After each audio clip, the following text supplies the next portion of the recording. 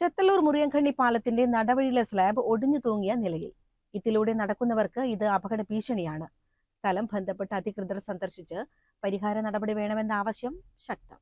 2006 അന്നത്തെ മന്ത്രി ടി.യു. കുരുവിള നിർമ്മാണോദ്ഘാടനം നടത്തി. 2012 ഏപ്രിൽ 7 അന്നത്തെ മുഖ്യമന്ത്രി ഉമ്മൻചാണ്ടി മുറിയൻകണ്ണി പാലം നാടിന് സമർപ്പിച്ചത്. കോടികൾ ചിലവിട്ട് നിർമ്മിച്ച പാലം 2 പ്രളയം അതിജീവിച്ചെങ്കിലും ഇപ്പോൾ നടപ്പാലത്തിന്റെ സ്ലാബാണ് തകർന്നുകൊണ്ടിരിക്കുന്നത്.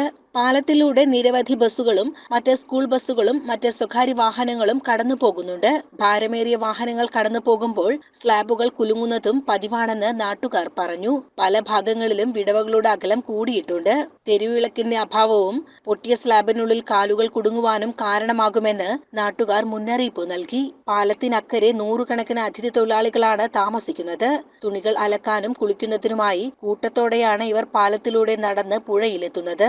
വൈകിട്ട് പാലത്തിനു മുകളിൽ കാറ്റുകൊള്ളാനെത്തുന്നവരും ഏറെയാണ്. നടവഴിയിൽ പതിയിരിക്കുന്ന കെണി അറിയാതെ ഇതിലൂടെ നടന്നു പോകുമ്പോൾ അപകടം സംഭവിക്കാൻ സാധ്യതയേറെയാണെന്നാണ് പ്രദേശവാസികൾ പറയുന്നത്.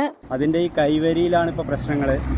അതുപോലെ ഈ സ്ലാബൊക്കെ അധിക സ്ലാബുകളും ജർക്ക് ചെയ്തുകൊണ്ടിരിക്കുകയാണ്. ഒരു ഇപ്പോൾ ജർക്ക് ചെയ്തതിന് ശേഷമാണ് പൊട്ടി കിടക്കുന്നത്. ഇതിൽ നടയാത്രക്കാർ രാത്രിയും പകലെന്ന് പറയുന്ന പോലെ പോകുന്ന സ്ഥലമാണിത്. അപ്പോൾ നമുക്കിതിൽ വെളിച്ചം എന്ന് പറയുന്നത് ആദ്യകാലത്ത് ഉണ്ടായിരുന്നു, ലൈറ്റൊക്കെ ഉണ്ടായിരുന്നു. ഇപ്പോൾ വെളിച്ചം കത്തുന്നില്ല ഇവിടെ. അങ്ങനെ ഒരു അവസ്ഥയിലാണ് ഇരിക്കുന്നത്.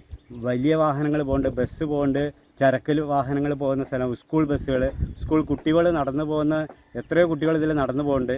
അപ്പോൾ അങ്ങനെയൊക്കെയുള്ള ഒരു അവസ്ഥയിൽ ഈ സ്ലാബ് തകർന്നത് നല്ലൊരു അപകട ഭീഷണിയായിട്ട് തന്നെയാണുള്ളത്. അധികൃതർ മുറിയൻകണ്ണി പാലം സന്ദർശിച്ച് വേണ്ട നടപടികൾ സ്വീകരിക്കണമെന്ന് CPI വെളിനേഴി ബ്രാഞ്ച് കമ്മിറ്റി ആവശ്യപ്പെട്ടു.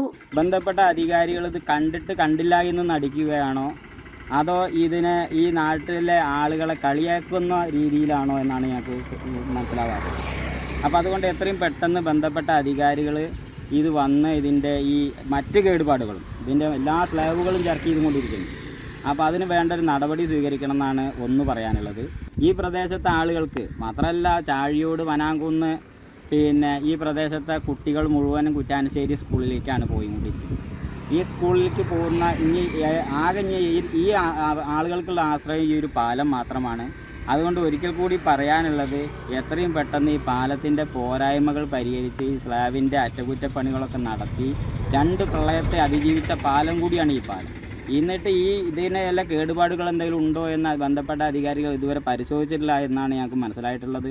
ലോക്കൽ സെക്രട്ടറി ആലുംകുണ്ടിൽ Radhakrishnan, PV Suresh, P Narayanankutty, P Manikandan, MV Veerendrakumar, MC Manikandan എന്നിവർ സ്ഥലം സന്ദർശിച്ചു. CCN ചെത്തല്ലൂർ.